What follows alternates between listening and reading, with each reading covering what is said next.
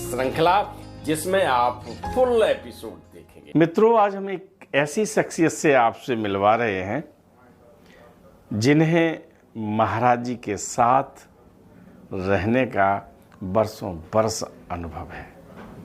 ऐसी यादें हैं, जब वो सुनाते हैं, जब वो बताते हैं तो एकदम डूब जाते हैं। भक्ति भाव का ऐसा सागर जब हिलोरे मारता है, नभ की ऊंचाइयां कम पड़ जाती हैं। और जब भक्ति भाव में वो अंदर जाके अपनी बात को कहते हैं तो सागर की गहराई कम पड़ जाती है। और जब उनके वर्णन हम सब सुनते हैं तो सही बात है कि जीवन में उनकी शिक्षाएं अगर हम ग्रहण करें तो एक जीवन कम पड़ जाता है। वो शख्सियत पूज्य अग्रज जिनके चरणों में मैं सत बार नमन करता हूं, हरि शर्मा जी। आइए जीवन काल के साथ कैंची धाम से जब महाराज जी मानव देह लीला में विदाई ली है वहाँ से, तो उन बातों के भी साक्षी रहे। मिलते हैं पूज्य हरिदारा से। अलीगढ़ में हम बैठे हैं सबके बीच, और सबसे पहले हम सबको बोलते हैं राम राम। दादा, परिचय तो आप जानते ही हैं पहले से, तो मैं सीधा सीधा आता हूँ। पहले कौन सी घटना सुनाएंगे दादा? वृंदावन में एक ऐसी घटना, ऐसा क्रम है कि महाराज जी ने चुपके से बुलाया और हमारे साथ चलो। अच्छा। पैदल ही पैदल, और पैदल आश्रम से निकलने के बाद महाराज जी वृंदावन जो अटल्ला जो हाथी वाले बाबा की तरफ को चले हैं, और थोड़ी दूर चलने पर ही बाएं हाथ की तरफ मुड़े, और तब वहाँ पर पूरा जंगल सा ही होता था। नहीं, आज जो स्वरूप है वो नहीं था तब। हनुमान जी के मंदिर से जैसे ही निकलते हैं वृंदावन में, सामने एक हाथी बंधा होता था। वो एक छोटा सा मंदिर और आश्रम था, उसे हाथी वाले बाबा कहते थे। और आजू बाजू में सब जंगल थे, करील के कांटे वाले झाड़ियाँ होती थी, जो ब्रिज की मशहूर झाड़ी और वनस्पति होती है। और वहाँ कुछ खेतों की मैड़ें बनी हुई थी। आगे जाके करीब 200-300 मीटर पे साधु संत लोग रहते थे, झोपड़ियाँ थी उनकी। मतलब ये आपने देखा है? मैंने भी देखा है, पिताजी के साथ ये तो हमने कच्चा देखा है। पिताजी के साथ एक फेमस एपिसोड है जिसमें कि पंडित, अरे चलते क्यों नहीं हो? तो गोखरू के जंगल थे। तो मैं छोटा था तो पिताजी ने मेरे से कहा था कि तुम मत आओ पीछे, तुम वहीं खड़े रहो। और महाराज जी पिताजी को पकड़ के घसीटते हुए तेजी से ले गए। और उनके तो पैरों में कुछ लगता नहीं था महाराज जी के। वो उस प्रकरण में मैं खड़ा हुआ देख रहा था, आई विटनेस था वहाँ। वो बताइए जो पिताजी के साथ घटना हुई कि वो पिताजी के मन में ऐसा आ गया था कि महाराज जी जब चलते हैं तो महाराज जी के पैर जमीन पे नहीं होते, हवा में होते हैं जी। तो भक्त लोग, विशंबर जी, पिताजी, भगत जी लोग ये बंद कमरे में गुपचुप धीमी आवाज़ में ऐसी सत्संग, ऐसी चर्चाएं करते थे। जी। उस समय खुल के बात करने में लोग बड़े हिचकते थे कि वही बात आ जाएगी कि महाराज जी ने जैसे भाई साहब को कहा बात कर रहे थे हमारे बारे में। अच्छा। वहाँ बैठे हुए तो लोगों को महाराज जी सीधा बुला के डांट भी देते थे कि व्यर्थ की बातें हमारे बारे में मत किया करो। जी। तो पिताजी के मस्तिष्क में आ गया था ये सवाल। अब इसके लिए प्रयोगशाला में महाराज जी ले जा रहे हैं। ये विशेष कृपा है पिताजी पे कि पंडित तुम्हारे सारे संदेह हैं ना, वो अब डिस्कशन से नहीं, हम प्रयोगशाला में ही ले जाके दूर कर देते हैं। अच्छा। तो लेके गए। अब लेके गए, पिताजी महाराज आश्रम में कोई चप्पल जूते नहीं पहनता था। अच्छा। सब जहाँ उतार दिए वहीं उतार दिए, क्योंकि महाराज जी नहीं पहनते थे। हनुमान जी के मंदिर से निकले, सड़क पार की और चलते गए। शुरू में तो ठीक था रास्ता, मैड़ें बनी हुई थी। आगे जाके महाराज जी ने मैड़ तो छोड़ दी, और एक जो खेत जैसा था जिसमें घास उगी हुई थी, महाराज जी चल पड़े बिल्कुल आगे।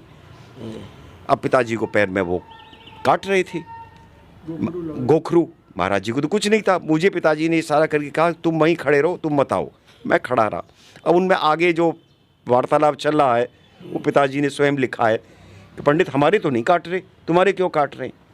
तो पिताजी ने फिर हाथ जोड़ के कहा कि महाराज जी मेरे से भूल हो गई, मुझे क्षमा करें, ये आपने मुझे स्वरूप बता दिया, मेरी समझ में आ गई, मैं तो मनुष्य हूँ, मुझे तो काटेंगे ही, आपको कहाँ काटेंगे गोखरू। तो ये वो कथा थी। भाई साहब के साथ जो कथा है वो एक अन्य स्वरूप है महाराज जी। कहते हैं फिर वहीं बड़ी कृपा की है, उसी स्वरूप में भीख मंगवा दी। आप पकड़ दो और आप बोलो, बताओ कैसे निकले थे आप भीख मांगने? बस महाराज जी साथ लेके चल दिए और ये पता नहीं कहाँ जा रहे हैं, हमें नहीं मालूम कहाँ ले जा रहे हैं। आगे चलते गए हाथी वाले बाबा के यहाँ आए, वहाँ 2-4 बाबा मिले, उनके चरण महाराज जी के चरण स्पर्श किए। महाराज जी ने खड़े होकर उनसे उनके समाचार लिए और आगे बढ़े। थोड़े आगे बढ़ने पे बाएं हाथ की तरफ को कच्चे खेत, मतलब कोई रास्ता नहीं था, ऐसे ही जंगल था, खेती झोंपड़ी, वहाँ मुड़ गए। वहाँ जाके देखा तो बाबा जियों की जी एक झोंपड़ी सी पड़ी हुई है, ऐसे दिख रही थी वहाँ। तो एक झोंपड़ी के सामने जाके खड़े हुए, वो उनका स्वरूप खड़े होने का था, ऐसे करके यूँ खड़े हो गए, यूँ ऐसे करके। हमने हाथ पकड़ रखा था, क्या बनाया है आज तुमने? तो वहाँ साथ परंपरा होती है कि जब कोई भी भिक्षा के पहले आएगा तो पहले उसे भिक्षा दी जाएगी, तब बाद में वो खुद भोजन ग्रहण करेगा। अच्छा, ये परंपरा है, थी तब, अब आज की पता नहीं मेरे को। तो उसने देखा कि उन्हें सही कोई भिक्षा लेने आ गई जो है, तो उसने एक रोटी पर सब्जी रखी और महाराज जी ने मुझे अपने चेहरे से इशारा कर दिया, ले लो। मैंने उसे ले लिया और लेने के बाद मैंने को अपने कुर्ते की जेब में ऐसे वो रख ली। फिर और आगे को चले, क्या बनाया तुमने आज? दूसरे, क्या बनाया तुमने आज? वो जिनके यहाँ पहुँचे वो संत जो है महाराज जी को पहचानती थी। अच्छा, बोले आज तो मेरा भजन तपस्या इस रूप को मैंने ग्रहण किया था वो सफल हो गया। आज जो है सबरी के दरबार पे, सबरी के द्वार पे जो है राम आ गए, आज मेरे लिए अब कुछ बाकी रहा नहीं जो है। उसने ये बोले आज कुछ बाकी रहा नहीं मेरे लिए जो है, आज जो है सबरी के यहाँ राम ही आ गए, आज मेरी तपस्या जो है अब तक का जीवन मेरा सफल हो गया। ये उसने इतना कहा और उस भिक्षा एक से ली, उसके यहाँ ये कहा। उन्होंने महाराज जी के लिए इतना अपना आभार प्रकट किया कि आज सबरी के यहाँ पर राम के दर्शन हो गए, मेरा अब तक का जीवन जो था वो सफल हो गया महाराज जी में। वो फिर कुछ महाराज जी को बिठाने की चेष्टा करने लगे तो महाराज जी ने कहा नहीं अब हम फिर आएंगे, हम फिर आएंगे। हम लौट के चल दिए, आश्रम में आ गए। मैंने जो भिक्षा हम करके लाए थे उस रोटी को और उस पर सब्जी सी रखी हुई मेरे कुर्ते में भी थोड़ी गिर गई और मैंने रसोई घर में लाके उसको सौंप दी, तो ये प्रसाद में सबको बांट देना। तो मैं सोचता था महाराज जी के यहाँ सैकड़ों हजारों लोगों को भिक्षा कराते हैं, आज महाराज जी किसी टूटी सी झोंपड़ी में भिक्षा मांगने गए हैं और उस भिक्षा में महाराज जी ने आज मेरे ऊपर भी कोई देख, मैंने सोचने लगा कोई देखे मेरे को कहेंगे ये भीख मांगते हैं, वृंदावन में जाके रोटी मांगते हैं जाके, ऐसे विचार आने लगे। लेकिन किस महान, मैं उनके लिए क्या शब्द बोलूँ, उनके साथ भिक्षा वो दिल मंगवा रहे हैं, तो ये भी मेरा कोई सौभाग्य था। वो मेरे लास्ट कर्मों के बंधनों को काट रहे थे। कर्म बंध विदाहिनी, गुरु जो है कर्म के बंधनों को काटने का ही काम करता है। वो काटने का जो हथियार है वो यही है, भिक्षा के द्वारा कट करा दिया। मुझे याद आ रहा है जीवन बाबा का एक प्रसंग। जीवन बाबा को मैंने आपको कथा के रूप में भी सुनाया था, चूँकि आज ये प्रसंग यहाँ प्रासंगिक हो गया है। जब जीवन बाबा और महाराज जी अपने कुछ भक्तों के यहाँ शाम को रुके थे, संक्षेप में सुनाऊंगा क्योंकि सत्संग की बातें यहाँ ज़्यादा ज़रूरी हैं, लेकिन यहाँ सुनाना इसलिए समीचीनी है कि वो बिल्कुल सटीक है। महाराज जी रुके थे, दरवाज़ा लगा दिया था, ताला लगा दिया था बाहर से कि कहीं ये रात में न निकल जाए, और महाराज जी धोती से जंगले से निकल गए थे दोनों लोग, और भाग के लगे थे कुटिया में जाके, और जहाँ उन्होंने रात में रोटी खाई थी जाके, सूखी रोटी। दूसरा प्रसंग है कि महाराज जी जाते हैं एक ऐसी बस्ती में जहाँ भोजन पानी का अभाव रहता है, और वो कहते हैं कि लाओ भाई हमें भूख लगी है, कुछ दो। तो वो ये कहते हैं कि हम अभी कुछ बनाते हैं महाराज जी। तो वो कहते हैं नहीं, अरे रोटी ला। और वो कहते हैं अभी है नहीं। तो कहते हैं वो छप्पर में वो रखी है ना, जैसे रोटी सूखी रोटी हम लोग तो बर्तनों में रखते हैं, फिर उसको संजोते हैं, किसी हॉट पॉट में रख देते हैं, है ना। और वहाँ क्या होता है कि कपड़े में बांधी और छप्पर में रख दी। छप्पर तो देखा होगा आपने। तो वहाँ तुम भूख लगी, तुम हमें देना नहीं चाहते हो, तो वो रोटी लेके खाते हैं। इधर जीवन बाबा को भुंटा पकड़ा देते हैं। ये सारी कथा सुनाई थी। तो वहाँ पर मेरा सौभाग्य, या मैं ये कहूँ कि वो मेरा दुर्भाग्य था कि मैं जीवन बाबा के मुखार बिंदु से ये नहीं सुनवा पाया था। लेकिन बिल्कुल वही प्रसंग दादा ने जिया है महाराज जी के साथ, और किस तरह से महाराज जी चले जाते थे अपने भक्तों पर कृपा करने, अपने भक्तों के कष्ट काटने, और कैसे भिक्षा मांगते थे। प्रोफेसर सुधीर मुखर्जी से भी भिक्षा मंगवाई थी। घर पे थे और महाराज जी ने कहा कि हमें भूख लगी है, बहुत तेज भूख लगी है। और दादा ने कहा कि अभी रुको, अभी खाना बनवा दे। अरे तब तक मुझे भूख लगी है, तू जा पड़ोस से जा रोटी मांग के ला। और एक प्रोफेसर अपने पड़ोसी के यहाँ जाता है और कहता भैया रोटी दो, महाराज जी को भूख लगी है ना। तो ये महाराज जी की कुछ ऐसी लीलाएं रही हैं, उनके साक्षी हैं हम लोगों के बीच में। मैं तो पुनः चरण स्पर्श करके हम आशीर्वाद लेते हैं और उन पलों को जीने का प्रयास करते हैं। तो आप लोग भी अगर कहीं भिक्षा मांगनी हो तो शर्म मत करिएगा, ले लीजिएगा। एक रात महाराज जी जा रहे थे जीवन बाबा के साथ, और महाराज जी ने कहा मैं थक गया हूँ, तू जा रिक्शा लेके आ।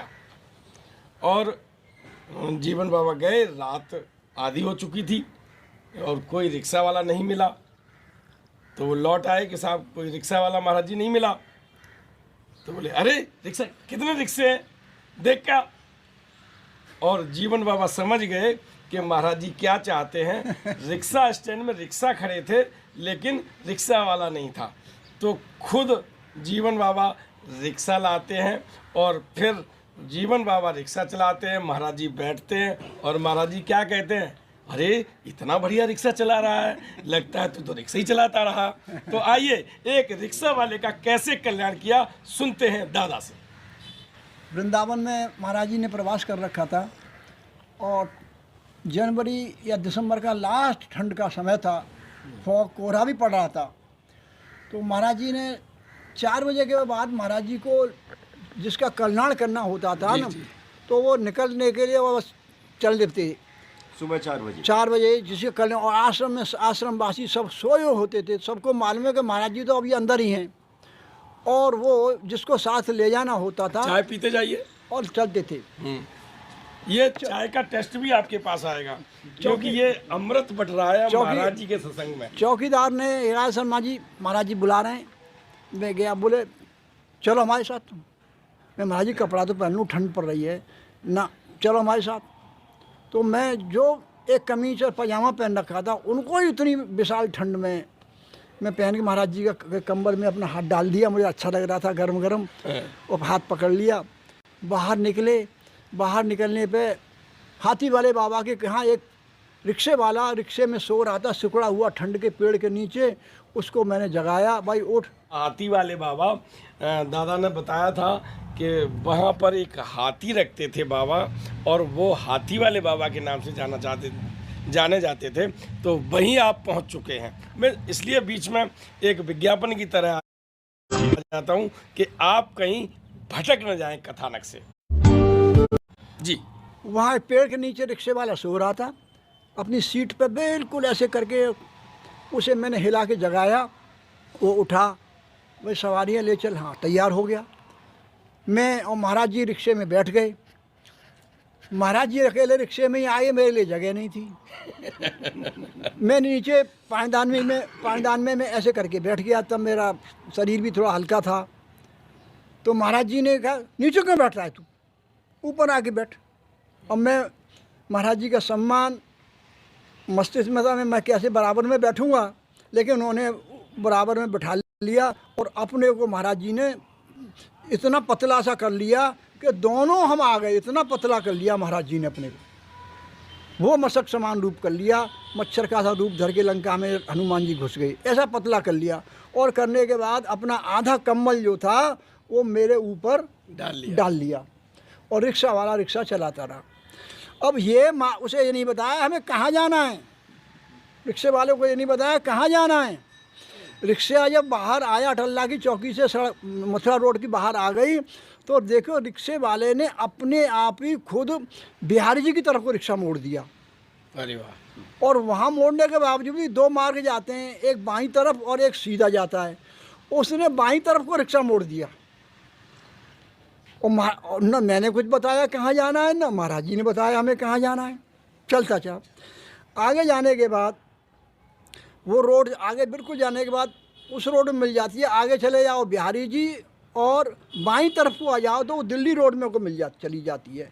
और रिक्शे वाले ने बिहारी जी की तरफ को नहीं जाने के बाद बाएं हाथ की तरफ अपनी तरफ ही मोड़ दिया। और न मैं बता रहा हूँ न महाराज जी बता रहे हैं हमें जाना कहाँ है। रिक्शा चल रहा है। रिक्शा चलता रहा, मेन रोड आ गई। आगे जाने के बाद थोड़ी अच्छे से मारवाड़ियों की या सेठों की कोठियाँ प्रवास आ जाते हैं, पुराना वृंदावन से ख़त्म हो जाता है। वहाँ जाने के बाद सीधे हाथ पे महाराज जी ने कहा रिक्शे को तू रुक जा, यहीं रुक जा, हम यहीं उतर जाएंगे। वहाँ हम उतरे। उतरने के बाद सीधे हाथ पे एक किसी मारवाड़ी सेठ की कोठी थी और उस पर संतरी जो है चौकीदार मारवाड़ी पगड़ी बांधे हुए और अच्छे से खासे कपड़े ठंड के पहने हुए खड़ा हुआ था। जब हम पहुँचे हैं, चढ़ गए, उस गेट पर खड़े हो गए, तो वो चौकीदार बोला हमसे अखड़ की राजस्थानी अखड़ी भाषा में, किससे काम है, अभी सेठ जी नहीं उठेंगे। मैं भाई बोल दे वहाँ पर कि नहीं उठेंगे, अभी टाइम नहीं है, तुम बे टाइम चले आए हो जो है। महाराज जी चुपचाप, तेरो सेठ हो, तू बड़े अकड़ू, हम सारे हम क्या हम नहीं तेरे सेठ से मिलती। महाराज जी ने उल्टा ठंड की वजह से अलाप जला के बैठे थे, बहुत बड़ा अलाप। तो महाराज जी उस अलाप बारों में ही जाके अपना कंबल पीछे को यूँ कर लिया, यूँ पीछे को, और बैठ गए। और मैं भी बैठ गया और मुझे भी बड़ा अच्छा लगा, ठंड लग रही थी, अलाप मिल गया। तो जो अलाप में लोग बैठे थे वो ऐसे गरीब टाइप के ऐसे लोग थे। तो बोले बाबा तुमने तो इतना मोटा कंबल ओढ़ रखा हो तो ठंड लग रही है तुम्हें, इतना मोटा कंबल ओढ़ रखा हो तो ठंड लग रही है तुम्हें। महाराज जी हंसते रहे, करते रहे, 10-15 मिनट बैठे होंगे, उसके बाद उठ लिए। उठने के बाद फिर आश्रम की तरफ को थोड़ा पैदल चले होंगे, रिक्शा वाला वहाँ मिल गया। रिक्शे में हम दोनों जने बैठ गए। वहाँ बैठने पे वो मेरे को नहीं करना पड़ा, जो पहले लौटते वक्त नीचे बैठा था उन्होंने पहले से अपना शरीर सकोड़ लिया, बिल्कुल कर लिया। 2 सवारी आ गई, हालांकि महाराज जी का शरीर ऐसा था कि एक रिक्शे में भी नहीं आता था। बैठ गए, उन्होंने कंबल मेरे पैरों पर डाल लिया, बातचीत करते रहे। रिक्शे वाले से बोले रिक्शे वाले ने पूछा कहाँ जाओगे। मैंने कहा परिक्रमा में बाबा नीम कौड़ी के आश्रम में जाएंगे। अरे भाई वो बाबा तो बड़ा टॉप का है। अच्छा। वो रिक्शे वाला बोला ये बाबा तो वृंदावन में बहुत टॉप पर चल रहा है, बहुत टॉप पर चल रहा है। महाराज जी ने मेरा पैर दबा दिया यूँ करके, बता मत देना वो बाबा नहीं बैठे।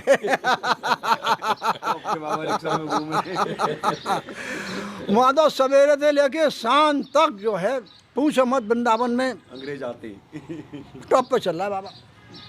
मैं हम ही भाई वहीं जा रहे हैं, हम भी दर्शन करेंगे बाबा के, तू ले चल वहाँ। चलो सर ले चल रहा हूँ मैं। तब तक जो है उदय हो चुका था, 8 बज चुके होंगे। और आश्रम में तो किसी को पता था, किसी को नहीं पता था। जब हनुमान जी के मंदिर के पास जाके रिक्शा खड़ा हुआ है तो बाई चांस की बात थी, दादा मुखर्जी जो हैं उस दिन अपनी सिगरेट पीने को बाहर ही आ गई थी और सूर्य धर्मशाला की तरफ से उदय होकर ऊपर तक आ गया था। दादा उधर देख रही थी, और भी आश्रम के लोग कुछ मौजूद थे, कुछ मंदिर भी खुल गया था, दर्शन करने को लोग आ रहे थे। जैसे ही हम रिक्शा पहुंचा है तो 4, 6, 10, 5 लोग और कुछ हाथी बाबा की तरफ से भी कुछ बाबा जी आ गए, महाराज जी जा रहे हैं, चरण स्पर्श कर लेंगे। तो वहाँ इतनी देर में 10-20 आदमी की भीड़ इकट्ठी हो गई और सब महाराज जी के पैर छूने को टूट पड़े। तो रिक्शा वाला बोलो ये कौन है? किसी ने कहा बाबा नीम करो नहीं है। अरे मेरे भाग्य, अरे मेरे भाग्य, अरे मेरे भाग्य। वो महाराज जी के पैर छूने की तरफ को जाए, लेकिन भीड़ की तरफ से उसे मौका नहीं मिल रहा और मुझे पैसे देने थे उसको। तो आया, मैं तुम्हारा पैसा दे दूँ महाराज जी रिक्शे वाले को। कितने दे रहे हो तुम? कितने दे रहे हो? मतलब मैं व्यवहार के हिसाब से 10, 20, 25 दे रहा हूँ। जितने सब दे दो या को। अच्छा, जितने सब दे दो या को। बाबा टॉप पे चल रहा है।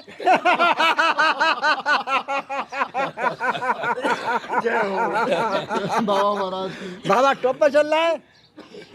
मैंने सब दे दिए। वो रिक्शे वाला साहब ऐसा गदगद भैया, अपना रोवे, अपने रिक्शा पे माथा लगावे, अपना ये लीला करे। मैंने कहा हनुमान जी के दर्शन कर ले और मैं अंदर से तुझे प्रसाद ला के और दूंगा, तुम दर्शन कर, हनुमान जी पे बैठ। ये एक प्रसंग था जो महाराज जी ने करा। उस सेठ के यहाँ गए, उसे दुत्कारे आए, अलाप में ताप रहे थे, उनके साथ चर्चा करे आए, रिक्शे वाले को साथ बैठे आए, उसको कल्याण कर दिया। अब वो कितना गदगद हो रहा था। ये एक प्रसंग मेरे पास और वृंदावन का स्मृति में आ गया। और अब आएंगे शुक्ल जी, तो महाराज जी की इच्छा क्या कराएंगे? कब किसका कल्याण कर दें पता नहीं होता महाराज जी। तो बस हम तो यही अपेक्षा करते हैं, यही निवेदन करते हैं, यही प्रार्थना करते हैं महाराज जी से कि आप सबका भी कल्याण करें। और जब सत्संग में आप शामिल हैं, सदैव हम लोग शामिल हैं, आप मन से शामिल हैं, तो निश्चित रूप से महाराज जी की आप पर कृपा बरसेगी। क्योंकि ये जो वाणी आपको सुनाई पड़ रही है वो महाराज जी की कृत ध्वनि है, अगर आप ढंग से मन से अगर सुन रहे होंगे। और मेरा मानना है कि आप जब सुनते हैं तो मन से सुनते हैं।